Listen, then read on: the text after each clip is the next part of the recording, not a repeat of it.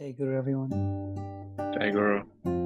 Tiger, and welcome to the Yogananda podcast, where we're on chapter 12, part 17.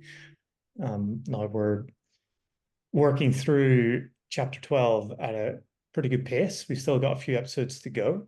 But before we delve into the episode that we have for you, there's a full quartet today. We've got everybody here. So hello, everybody, feeling good, ready to rock.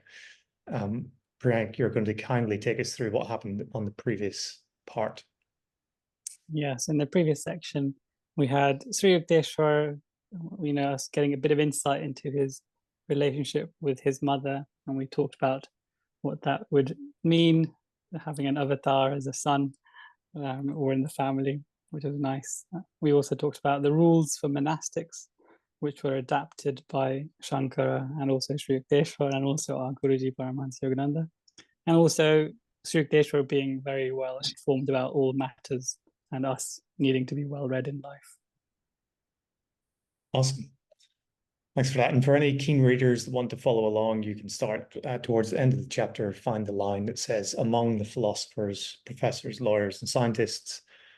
And we're going to read until, let me just pull out, the last line ends in, their evaluated thoughts are carefully unrelated either to the crudity of outward action or to any scourging inner discipline. So feel free to pause and read along and follow the analysis along with us. So with that said, let's delve into this part of the chapter. Now, as I said, we're looking at the moment where Sri Yukteswar is taking guests, these philosophers, professors, lawyers, scientists, into his hermitage. And we see in this paragraph that they didn't really come with, let's say, an open mind. It's rather judgmental. And I wonder really what your take on this would be, guys. I actually wasn't all that surprised, but I wondered to myself, why am I not surprised about this? So we're going to sort of touch on that question in a moment or two. But here we have a number of guests arriving, and in their first visit, they expected to have some kind of orthodox religionist meet them in Sri Yukteswar. And there's a great word here that's used, the supercilious smile that was described on the face of the visitors, and really points for anybody who can tell me what that means. I had to Google it. You can tell me. No, shaking the head. It's a superior look upon the face when smiling, essentially. So you see these guests coming in with a bit of a superior air about them. Their smiles are facetious, and they glanced an amused tolerance glance that would betray their true intentions. So, Mike, I'll come to you first for comment.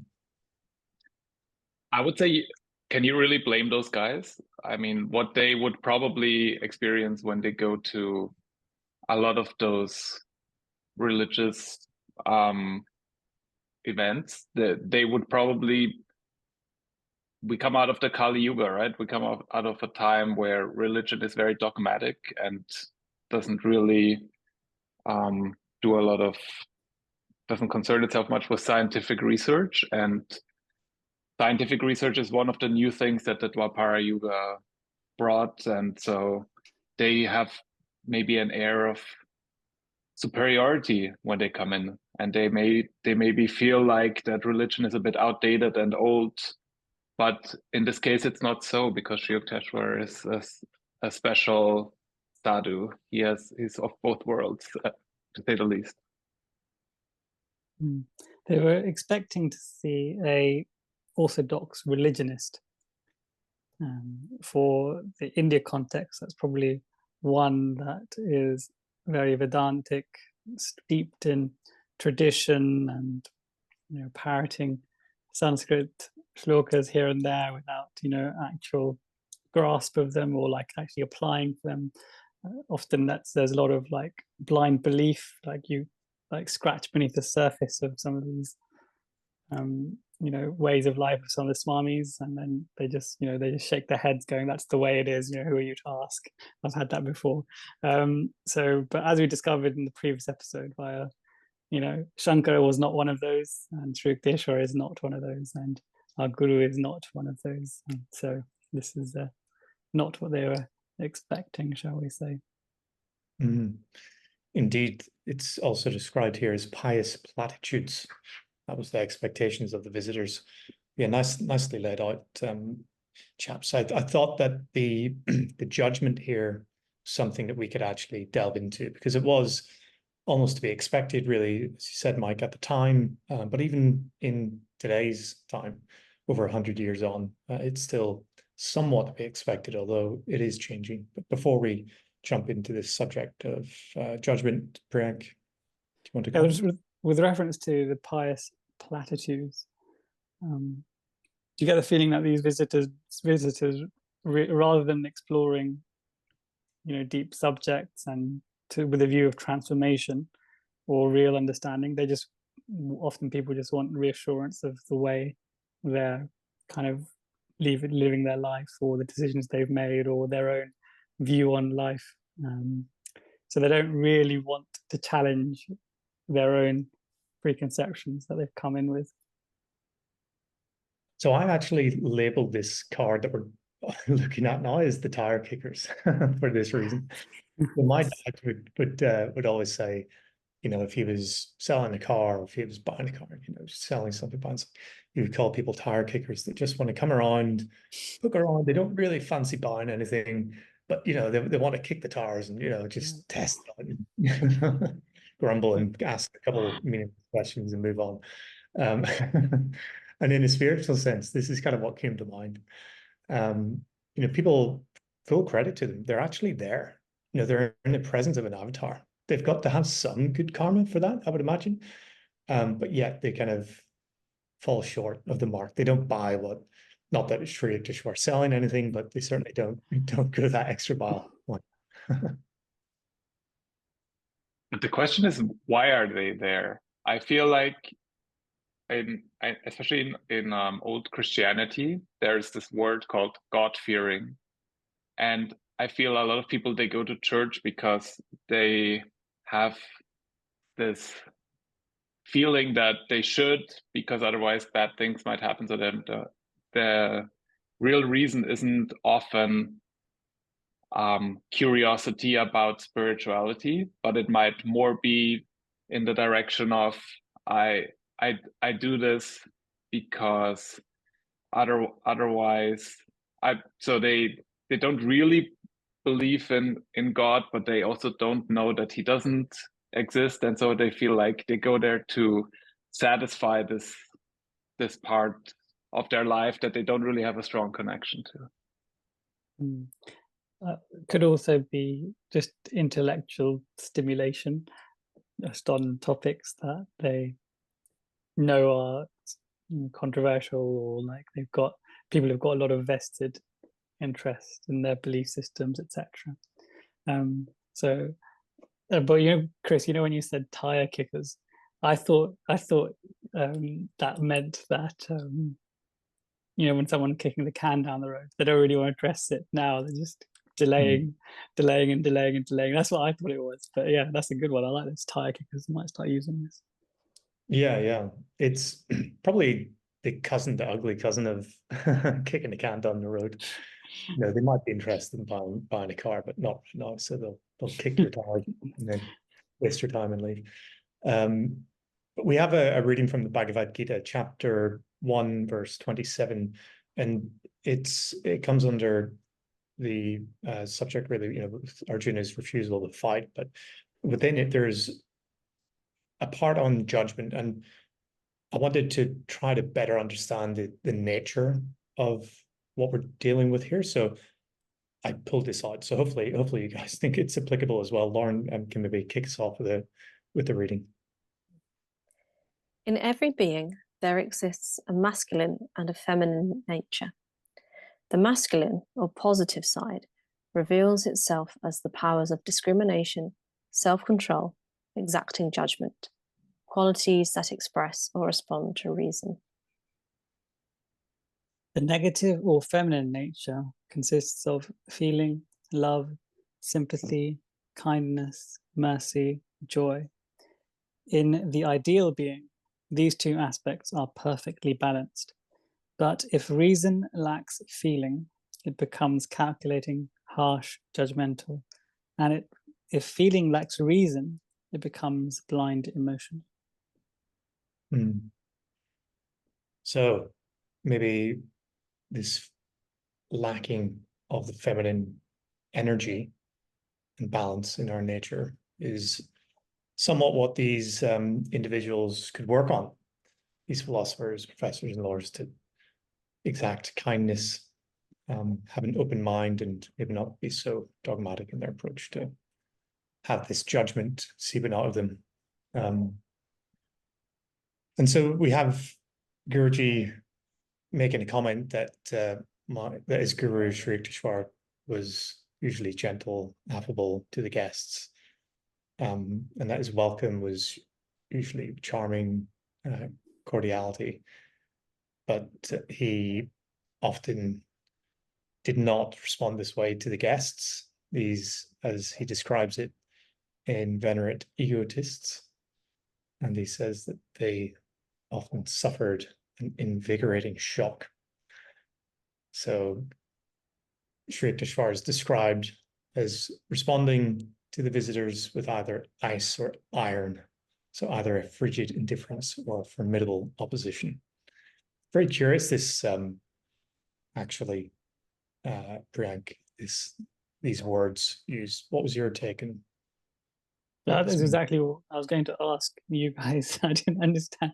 To me, ice and iron are similar terms to use for this approach that Sri Yukteswar would have to these people. So I didn't understand how they could be different. Maybe one of you can explain it. Yeah, oh, sorry, go ahead, Lauren. Well, my first feeling is that, if you're kind of icy towards someone, you're quite cold. But it's not, ice does melt eventually. So, there's some sort of fluidity with ice, but with iron, it's really hard to break. So that sort of formidable opposition, it feels like, it's metal, it's strong. There's nothing that's going to melt that thing that's there. Yeah, that's my feeling about that. I don't know if any of you have any thoughts. Yeah. So then that's really nice, Lauren. So ice being frigid indifference, that can then promote that feeling for plastic theatre can be promoted to actually being different or different, having some difference in feeling, so that you could actually change that indifference to actually get involved in the conversation.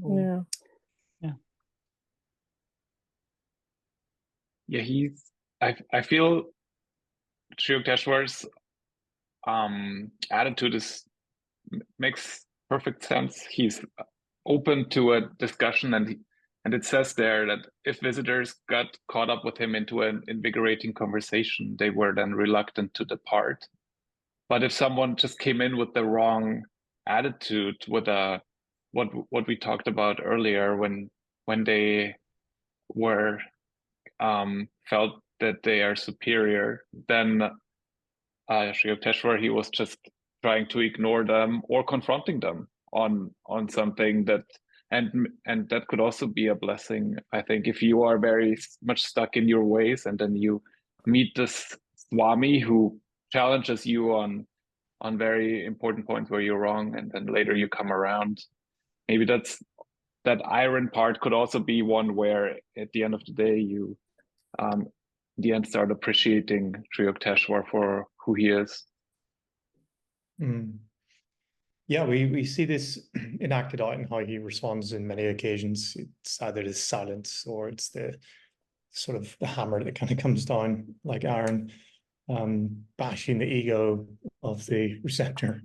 And on the topic of ego, I'm going to read out 6 of the faults of the materially identified ego that I found in the Bhagavad Gita, chapter 1, verse 9. And I'm going to ask you guys which of this is kind of a rhetorical question, because I think you know the answer. But which of these, which one of these do you think really applies to our dear visitors the most?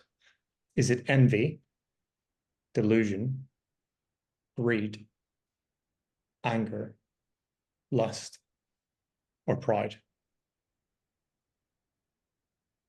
I think Pride. Pride. Yeah, seems to fit, doesn't it? That these visitors are coming in very prideful. I mentioned judgmental, but maybe that's a little bit more of a descriptive. But here in the Bhagavad Gita, it kind of lays it out very nicely for us. So I think there's a bit of a reading.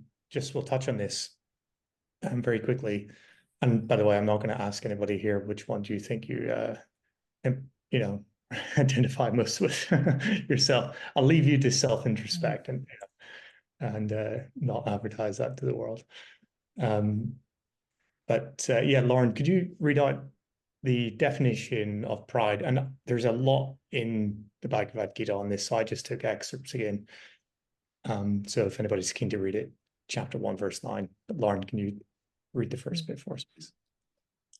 Pride here means that love for the I or ego self that is constantly on the defensive or offensive to support and promote the interests of that self. Because of mother, within the ego, there arises arrogance, conceit, haughtiness, presumptuous behavior, and passionate or wanton lust after the desires, interests, or demands of the I, me, and mine. My good name, my rights, my status, my race, my religion, my feelings. I am justified. I am as good or better than anyone else. I want, I have, I am. Matter creates in the ego man a hostile power that expresses its self-centered haughtiness toward others as intolerance, prejudice, bigotry, unforgiving attitude, and the prejudiced or fearful hostility of hatred. Pride makes the egotistical man consciously or unconsciously try to cut off the heads of others to make himself appear taller. It likes to belittle or humiliate others, to gloat on their mistakes and discomfiture, and to gossip and criticize. Lots of big words in there. Yeah. Some big meaning.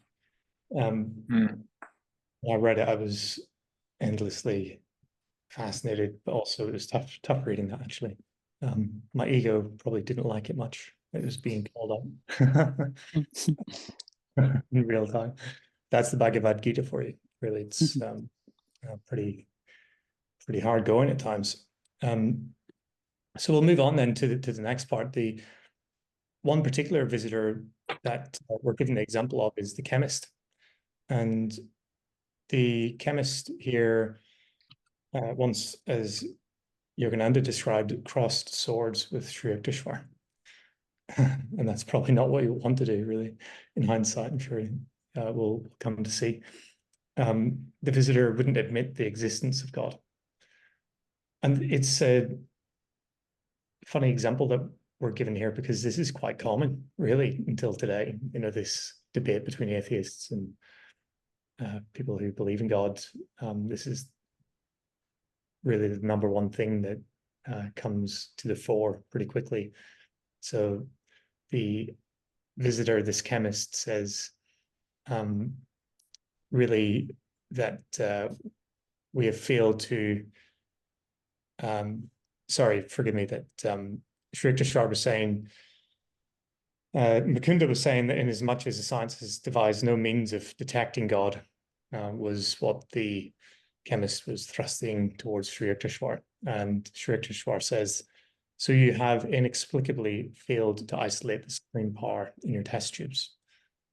And that was probably quite a harsh response, Brian, to the chemist. Yeah, I've had this conversation with lots of people about not being able to prove the existence of God. And these days I've also flipped it, and I've said, can you prove that he doesn't exist? And then they're like, no, but you're just flipping it. I was like, well, they're two sides of the same coin. We can go either way, right? But then the conversation pretty much ends abruptly at that point, because you don't really want to go down this conversation, because atheists, to kind of convince them, you gotta like reveal a little bit of yourself. You know what I mean? That you make yourself a bit vulnerable, and really there isn't much to gain, because you've already got like a 0.1% chance of like, you know, getting them to acknowledge God, but there's 99.9% chance of them then saying or doing something that really tests you or hurts you. So it's a really challenging one. It's almost sort of no point in trying. And the reason I say that is because, you know, atheists have made up their mind, you know, in that moment, because, you know, if they were agnostic, they'd be more open. But when you're atheist, you're very strong. And I can say that because I used to be very much an atheist. And, you know, no matter what anyone says, you truly believe that what you think is right, you know? Which is it's such an interesting one, isn't it? Because everything is God. You literally can't deny the existence of it, but until you're open to it, or you can accept that, you know, it can be as you were saying, Priya, very difficult to get that person to see the truth. I can see how atheists come to their conclusions, because if you apply the same measure that I would do to evaluate any kind of theory, I kind of start reading, and then once I start finding faults with it, at some point I stop, right? And if you look at the traditional religions and their claims and what they're doing, and you find contradictions pretty quickly, and then you throw out the baby with the bathwater and say, okay, I don't believe in that whole thing, and what is it good anyways? And the whole, if you just focus it on the idea of, does God exist? That's like, I think that's like more like the people who are real seekers, who ask the fundamental questions. Then I think it becomes much more difficult to say, oh, God does not exist, because if you look at all the wonders, and I think Guruji gives many examples. He like just says like, oh yeah, we have like this big ball that's spinning, suspending, turning around a star.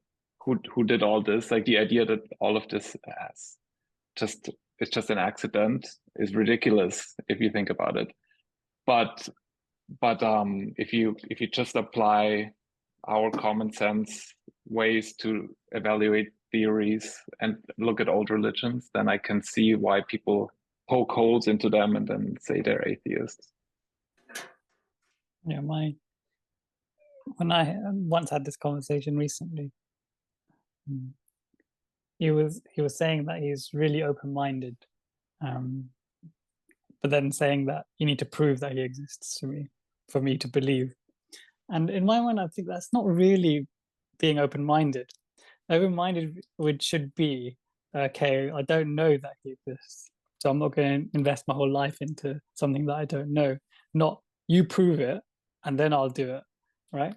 So because when you're in that state, you kind of close the door of possibility. You're not really being open-minded. You're like really restricting yourself. So for example, if something deep and profound has happened to him, and I say like, really introspect, really go into that feeling, you know, essentially not saying that, you know, feel the presence of God in that scenario, but that's what I'm trying to get him to do. But he'll just push it off to chance, you know, just a coincidence, and then just carry on. But if you actually introspect and really analyze what happened, and, you know, as we were being on the path, then we would see God's hand in so many different areas of what what's transpired. But when you go from the mind of, oh, it's all luck, and of course it was possible, then you restrict your capability to, experience God, or to change your disbelief into belief, as they claim that they are willing to do, atheists. It's funny, I was going to actually try to catch you, perhaps, with this question, but you have answered. What would you say if somebody asked you this question? And I know if God exists, but you answered it yourself beautifully. Now, the follow-up from Sri Yukteswar here was, I recommended a new experiment, or sorry, apologies, I'm reading this terribly. This is Mukunda, is it? This really actually raised the question for me when I was reading it. What do you think, Parag? I think it's Sri Yukteswar saying it. Yeah. Yeah. So this is Sri Yukteswar. Apologies, folks. Yeah. This is Sri So Mukunda is watching him. So he's watching that his gaze is stern. But Sri Yukteswar is, I think, the one actually saying these words. And he says, I recommended a new experiment. Examine your thoughts unremittedly for 24 hours, then wonder no longer at God's absence. And this is a very challenging response. Ice or iron? First question. What do you think? Iron? I think that this one's iron, yeah. This one is quite a intense sadhana, or a spiritual exercise. This is like, there's a Indian philosopher, his name is J. Krishnamurti, and he's been considered he's got like a really profound intellect. If you watch a video of him, he really, any single topic, he'll really go down to the crux, to the very core of any debate. And it's like the core of jnana yoga, which is really tough, and really it's a really lonely kind of path, because you're always analyzing and really stretching your intellect. And this is pretty much what Sri Yukteswar is asking this so-called chemist to do, isn't it? Because he knows he's a scientist. But imagine examining virtually every single thought that passes 24 hours. I mean, if we try to do it for a few minutes or 10 minutes, we'd probably soon tire, and there's better vocations. But 24 hours. And then Sri Yukteswar was saying, if you do that and you do it properly, then God will be, will receive you with open arms, and you will no longer need to wonder at God's absence. Typically these days, they think they know roughly how many thoughts per day on average people have. Who can guess? Give me the closest guess. It's in thousands. Come on. Above 1,000. Is it like 10,000? 20,000? Higher. Oh. 100,000. Actually over 9,000. Anybody gets the Dragon Ball Z reference. It is 60,000 per day. So yeah, Wow. you would be examining 60,000 thoughts if someone had those. Of course, it's not everybody. Yogis would really find they had zero if they were to sit in peace. But very interesting comeback, really, from Sri Yukteswar, and I was cheering for him when I read this, because we don't see the response really from the chemist, but we're left with the impression that it probably stumped the chemist, and it is very, very significant question because it's asked so often. But to the point earlier that I was going to say to you, Prank, was, what would you respond if you were asked this question? I was going to actually say, well, maybe challenge on what the person who would ask the question, what their definition of God is, first and foremost, because we all have different definitions in some way, more dogmatic than others. But Yogananda said the proof of existence of God is not to be found in books, nor in the words of others. It is in yourself. That's what Yogananda said on it. But there's Another great reading here. I thought maybe we read it out a little bit. Brother Brahmananda talking about God, and it's really on the subject. So, what do we think about when we hear the word God? He says, when many people say the word, their minds revert to what they were brought up to believe in whatever church or synagogue or mosque or temple their parents attended. Often those concepts are surface ideas that don't penetrate very far to the reality of what God is. I sometimes prefer the word spirit. The Hindu scriptures describe spirit as Sat Chit Ananda, where Paramahansa Yogananda translated as ever existing, ever conscious, ever new bliss. Paramahansa Ji talks about spirit as having created everything out of itself and existing beyond the created realms as well. If not that this universe is equivalent to God, it's not that this universe is equivalent to God or spirit, it is his creation. God exists within his creation, but also apart and beyond it. Just think, there are billions and billions of stars in just our galaxy, and then hundreds of billions of galaxies. It's really beyond that we can conceive. It's really beyond what we can conceive. And yet spirit is vitally aware of and exists even in the tiniest particles of our huge universe. So we see spirit both on the macrocosmic and microcosmic scale in this universe, when it is simultaneously beyond and independent of it as well.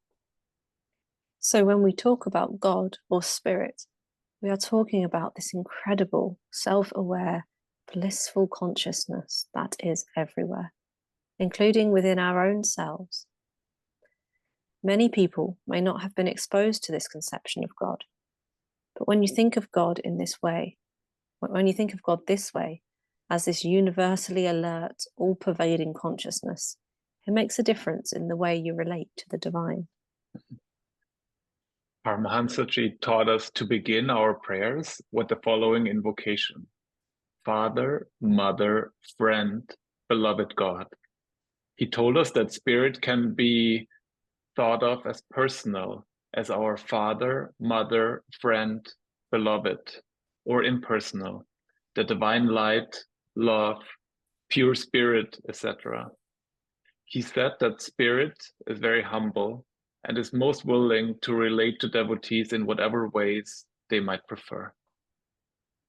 It's very different, isn't it, from what you might sort of conceive God as in the Western world typically, or cynically, as this old white man with a beard and throwing on sort of thunder occasionally. God-fearing people might think that way, Mike, but this is much more wholesome, and it just sounds true when you hear it, doesn't it? But Mike. Yeah, this helps a lot, because if you're fixated on the picture of the old man with the beard, you might be missing out on a lot of aspects of God.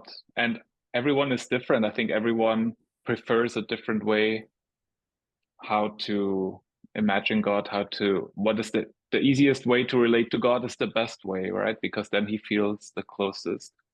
And later in this book, there will be a conversation between Mukunda and Sri Yukteswar, where Mukunda isn't sure if he found God or not and how he knows.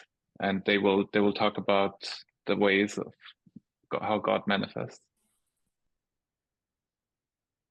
So next up is the scholar. We're given an example of a celebrated scholar that received a similar jolt to our dear chemist. That the scholar really came to visit the ashram. Really lovely description here. The rafters resounded as the guest recited passages from the Mahabharata, Upanishads, and the Vasayas of Shankara. And we already sort of have it teed up really what's coming next, just in that line. So is there sarcasm in that line? But it's, yeah, it's bit joyfully structured there. And the Passionates, we've talked about it before, but there is a footnote here that we'll just briefly touch on that says that they occur within certain parts of the four Vedas. They're essentially summaries of the form of the doctrinal basis that form the doctrinal basis of the Hindu religion. And we have a person here mentioned, a German philosopher called Schopenhauer. And Mike, please correct my pronunciation of that. Schopenhauer praised their deep, original, and sublime thoughts. And he said, access to the Vedas through the Western translations of the Passionates, in my eyes, is the greatest privilege this century may claim over all previous centuries. He was a German philosopher, as I mentioned, born 1788, died 1860, and he was amongst the first of the free thinkers in Western philosophy that shared the tenets of the Indian philosophy, such as asceticism, denial of the self, and the notion of the world as it appears, as appearance, aka Maya, as we know it today. Mike, you know this German philosopher. Yeah, because he was, I remember reading about him when I went to high school, because part of my A levels was philosophy, and I came across him. And he was one of the first things that I learned in school where I could really make a connection to Eastern spirituality, even though he's a bit misunderstood because he's always being portrayed as a pessimist, because he shows human lives. He always talks about the suffering in human lives, and he kind of portrays the free will of man as a negative thing a little oftentimes. But he's one of the first philosophers, Western philosophers, who takes the concept of karma and reincarnation into account. And he also has this whole idea that our lives are just an illusion, which is revolutionary, really. So he takes a lot of the Eastern values and incorporates them into his metaphysical theories. Yeah, I'm always impressed by the depth and range of references, I suppose, that Yogananda can draw upon. Obviously, extremely well read outside of the immediate Hindu scriptures. And so we have Sri Yukteswar's response: is it iron or is it ice? There's a question again, and he says, "I am waiting to hear you." And that his tone was inquiring, as though silence had reigned. So yeah, pretty icy, I would say, that one. And it puzzled the pundit. Now, Sri Yukteswar gave him, he entertained him a little bit. He elaborated here. He said that the quotations there have been in superabundance. And Yogananda said that Sri Yukteswar's words convulsed him with mirth. Greg, what do you take of this? This scholar was obviously parroting all these passages from the scripture and the Bhashya from Shankara, and he may have been saying really, the best bits of everything and putting it all together nicely and all that kind of stuff. But it would appear that Sri Yukteswar probably sized him up from second one and pretty much ignored everything that he'd parroted. So he could have said whatever he wanted to say, but then, quoted whatever he wanted to quote, and Sri Yukteswar was just not hearing him because he was saying, "I'm waiting to hear you." Yeah. And we have the observer in young Mukunda. He was sitting with amusement, really, at a respectful distance from the visitor, squatting. So yeah, pretty jovial still. Sri Yukteswar continues to say, "But what original commentary can you supply from the uniqueness of your particular life? What holy text have you absorbed and made your own? In what ways have these timeless truths renovated your nature? So that's a 1, 2, 3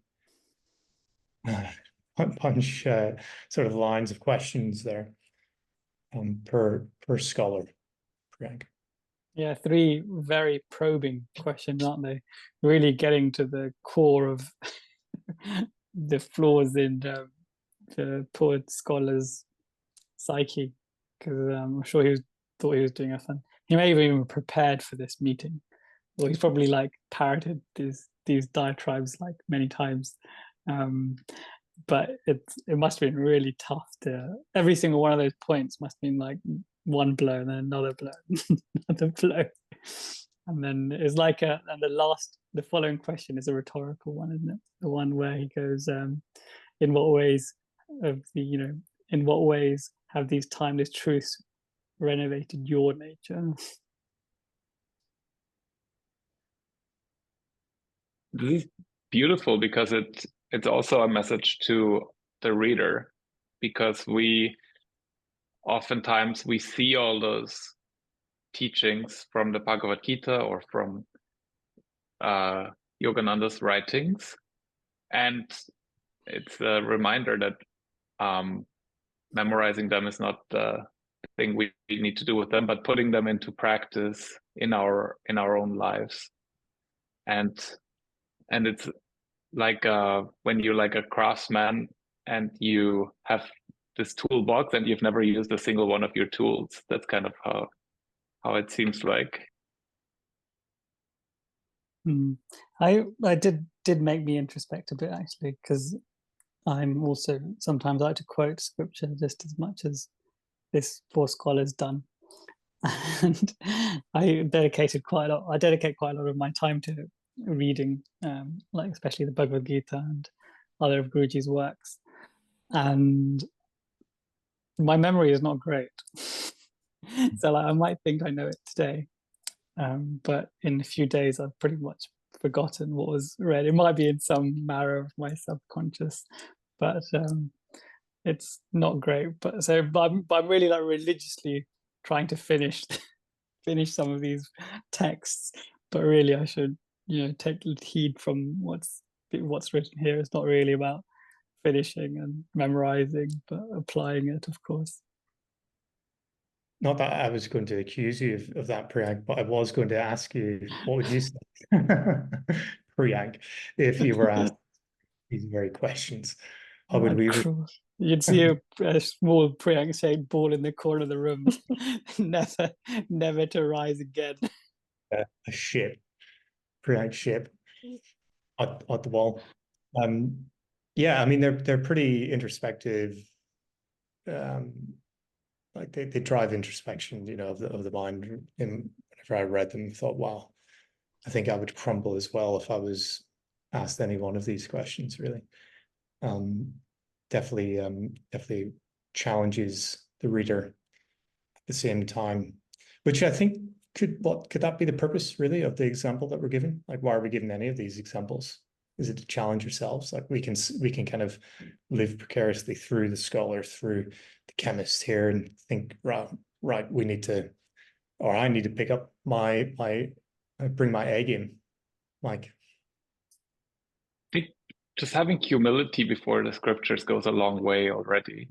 If you don't pounce into like Sri Yukteswar's hermitage and think you know everything, and then at the end of the day all you can do is memorize the scriptures, that I think that's already the core thing. Once you are open-minded, like he says, and ready to absorb truth that he gives you, because I don't think you can be blamed for not having truth, because that's just all of us, right? But then if you go before a saint and then try to tell him that you know better about the scriptures than he does, I think that already goes a long way if you don't.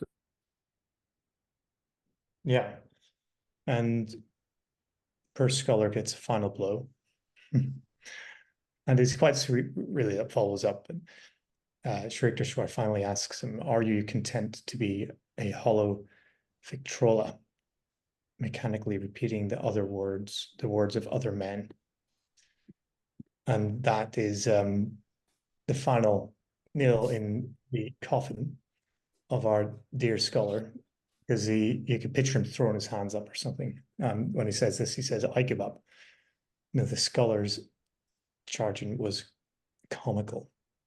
Makunda writes, or Yogananda writes, "I have no inner realization." So he proclaims that he has no inner realization. And I actually thought this was quite a sweet sort of moment, and why maybe there's a bit of a jovial tone here to the whole thing, because it's positive, really. He comes in, he's full of errors, he quickly realizes he's stumped. And it's probably, you would hope, the path then to a better future. He's kind of going on the right path now after being dressed down by Sri Yukteswar. What do you think? What's his chances? I think he completely crumbled. That's what happened. And now the good thing is, when it's like, once now that his mind is broken, he can build it up different way. But I don't know if he did that as an act of reverence to the guru. I think he just lost the argument completely, and that's why he's like that. Yeah. Why I say this is I thought the first step is really to admit that you don't know, and then you can actually go on to learn, versus the other ones. In the initial part of this chapter that we were talking about really was that the newcomers expected nothing more than these pious platitudes, and whenever they were sort of checked, they were very shocked. I pictured many of them sort of leaving without really saying a word, because here we have it, the visitors would depart reluctantly, and I kind of pictured in my mind that they would not really admit defeat. They would rather just leave with this pride that they had, in their chest, and sort of not admit their position. So yeah, I took it as positive, but yeah, there's maybe other perspectives on it than that. Frank? Yeah, I agree with you. This whole episode with Sri Yukteswar has a kind of a backstory, which is found in Swami Satyananda's book. So Swami Satyananda is Mukunda's childhood friend, and he was like the first principal of his school in Ranchi when he went to USA.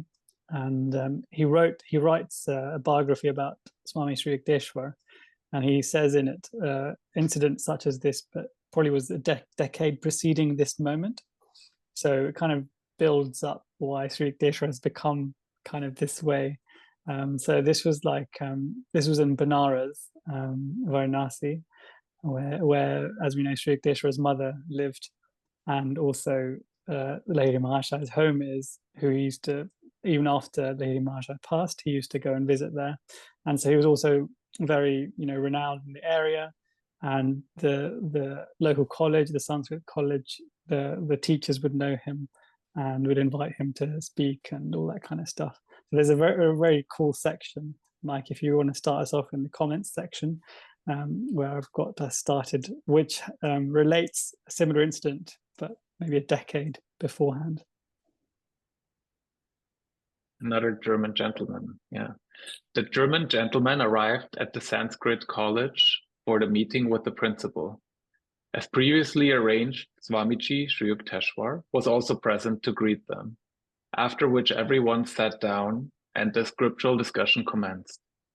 The German scholars presented numerous questions, and the principal, knowledgeable in many shastras, recited examples with quotes from all kinds of scriptures, with all sorts of footnotes, commentaries, statements, etc.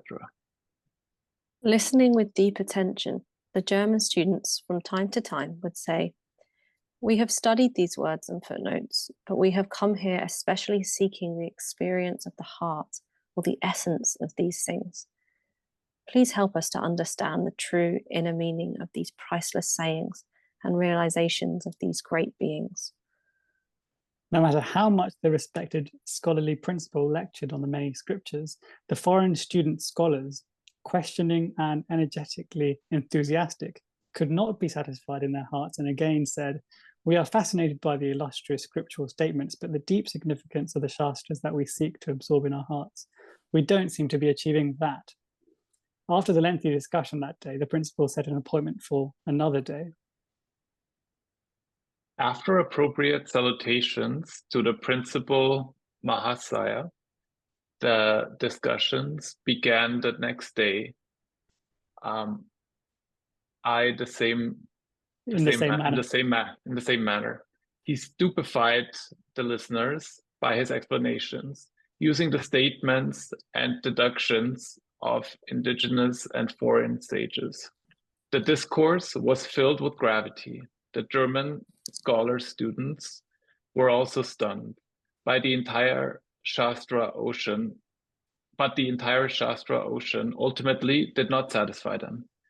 The foreign scientist students gave their salutations and quietly prepared to leave.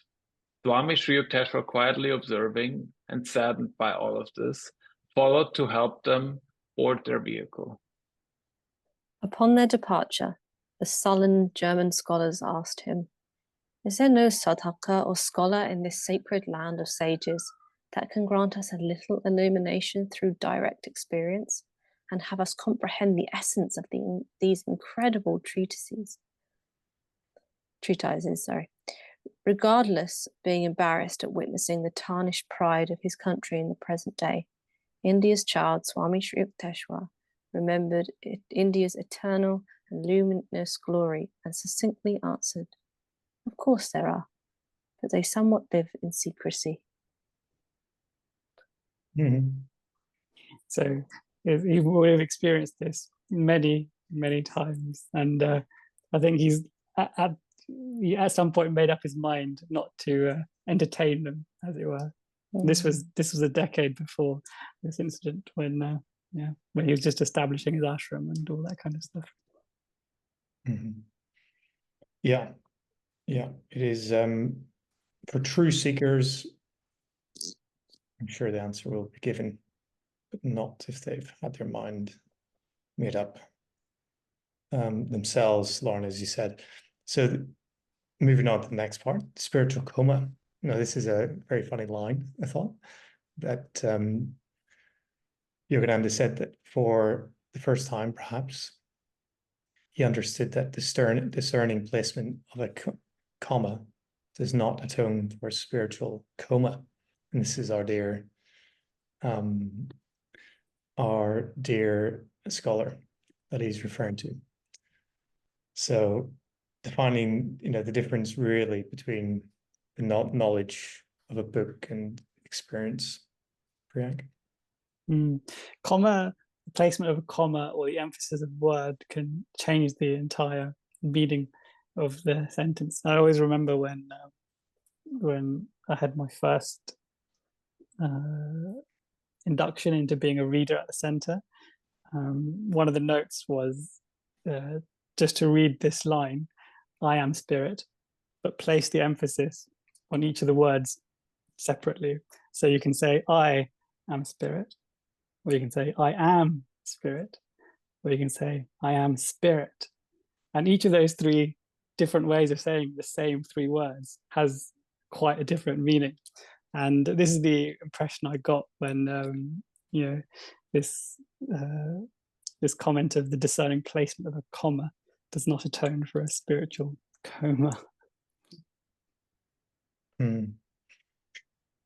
Yeah, and Sri Yukteswar remarked, "These bloodless pedants smell unduly of the lamp."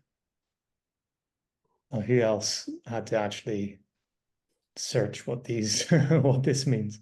Because initially, I have to say, I didn't really know exactly what was meant by it, Mike. I had to ask ChatGPT what this meant, and it came up with the theory that because scholars, they work by the light of the lamp for hours and hours, that this is a reference to that. Yeah. And Pedant is a person who excessively is concerned with minor details and rules or with displaying academic learning. So sums it up pretty neatly, doesn't he? He remarks this to Mukunda after the departure of the chastised one. What a definition there of our scholar. Yeah, he goes on, Sri Yukteswar, to say that they consider philosophy to be a gentle intellectual setting up exercise. Their elevated thoughts are carefully unrelated either to the crudity of outward action or to any scourging inner discipline, highlighting the hypocrisy of the world by and large, because as we said at the beginning, it's to be expected somewhat of intellectuals really that come into ashram, Parag. The words or the saying, they can talk the talk, but can they walk the walk, comes to mind when I was reading Sri Yukteswar's criticism of these peoples. Indeed. And there's a Bhagavad Gita quote, really, chapter 3, verse 6 on hypocrisy, that really sort of summarizes it neatly for us, Prem. Could you read that out for us? Hope you're not saying that I fall prey to hypocrisy. I wouldn't ever say such a thing. I do. Deeply flawed. Hypocrisy is an assumed physical pose or conduct that does not sincerely represent the corresponding mental state. The Gita warns one against such mental inconsistencies as hypocrisy, but it does not say that because of a lack of inner self-control, outer restraint should be given up. Outer self-control should be ideally preceded and accompanied by inner discipline. Nevertheless, a merely outward self-control is better than no control at all. I wouldn't say that's lenient, but there is a little bit of room there in the Bhagavad Gita, probably a rare moment, but it's Yogananda's analysis there, his commentary in the Bhagavad Gita, to say really, to conclude this part, I thought here we have all these visitors coming in to see Sri Yukteswar. I think that it was going to be a pious platitude, reception that they would have, an Orthodox religionist. They would depart reluctantly, to be called out for their faults and flaws and be shown up to be hypocrites and so on and so forth. But yet I do feel empathetic to some degree, not to enough of a degree to sort of fall prey to too much, but this is the nature and the way of learning, right? So we're given these examples to try to learn from, and it's been a really revealing part of the chapter for me. I thought this part, we're hopefully learning from others' mistakes. So yeah, really, we had the tire kickers in general, the chemist, the scholar, and then we summed it up there with Yogananda talking about spiritual coma does not atone for a spiritual coma. So yeah, good episode, I think. All in all, good part. Any thoughts or takes from anyone in this part of the chapter? All good. Did we miss anything out, do you think? Any listeners, feel free to jump in and let us know what your take on it was. But Mike, maybe you're to lead the next episodes. Maybe you can give us a quick summary of what's to come. Absolutely. So now that we heard about the vanity that you might get from mere book learning, Sri Yukteswar, he talks a bit more about this. He talks about the difference between understanding a religious text and just enlarging your vocabulary. And then he talks about a master called Dabru Balaf, who he remembers taught his students how to engage religious texts, and we'll talk about this, and then we'll talk about the simplicity of God that is the result of real study of religious texts. Awesome. So with that, thanks for listening. Thanks, guys, for being here. And we'll see you next time. Jai Guru. Jai Guru.